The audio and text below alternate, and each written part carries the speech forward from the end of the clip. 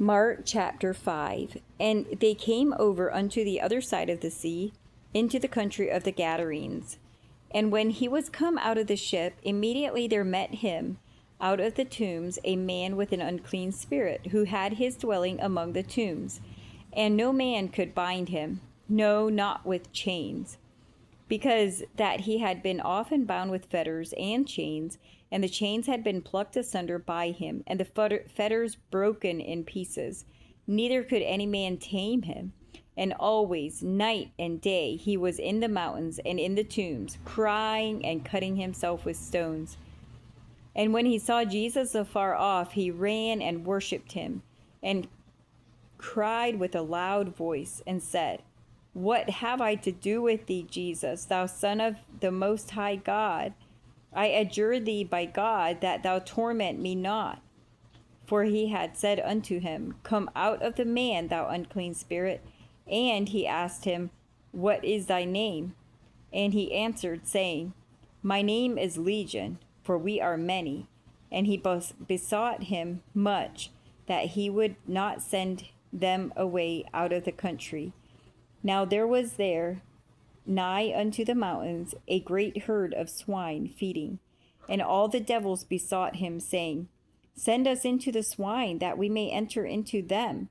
And forthwith Jesus gave them leave, and the unclean spirits went out and entered into the swine, and the herd ran violently down a steep place into the sea. They were about 2,000, and were choked in the sea. And they that fed the swine fled and told it in the city and in the country. And they went out to see what it was that was done. And they came to Jesus come to Jesus and see him that was possessed with the devil and had the legion, sitting and clothed and in his right mind, and they were afraid. And they that saw it told them how it befell to him that was possessed with the devil, and also concerning the swine. And they began to pray him to depart out of their coasts. And when he was come into the ship, he that had been possessed with the devil prayed him that he might be with him.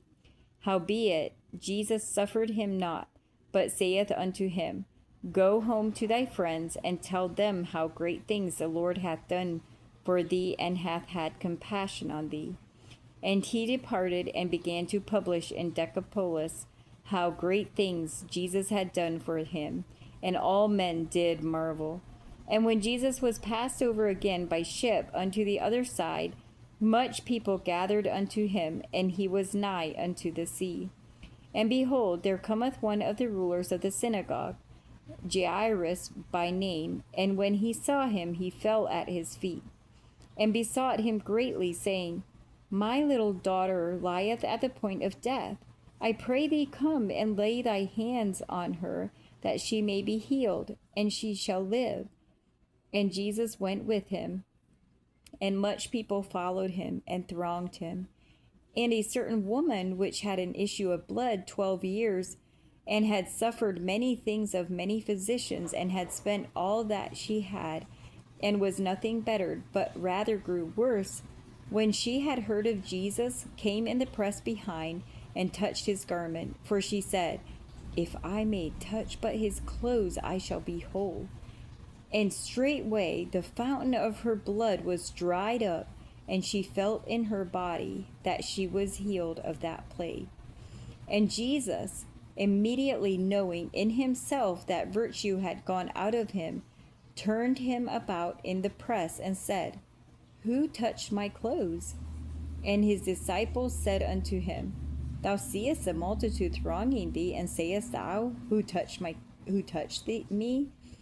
And he looked round about to see her that had done this thing. But the woman, fearing and trembling, knowing what was done in her, came and fell down before him, and told him all the truth. And he said unto her, Daughter, thy faith hath made thee whole. Go in peace, and be whole of thy plague.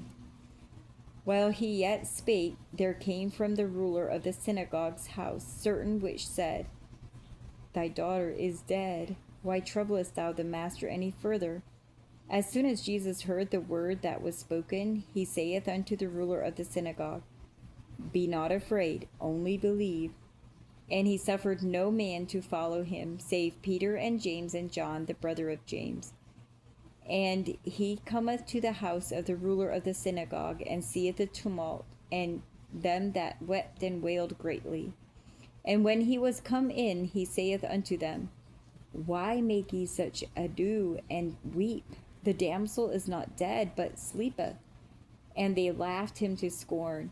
But when he had put them all out, he taketh the father and the mother of the damsel, and them that were with him, and entereth in where the damsel was lying. And he took the damsel by the hand, and said unto her, Talitha cumi, which is, being interpreted, Damsel, I say unto thee, arise. And straightway the damsel arose and walked, for she was of the age of 12 years. And they were astonished by a great astonishment. And he charged them straitly that no man should know it, and commanded that something should be given her to eat.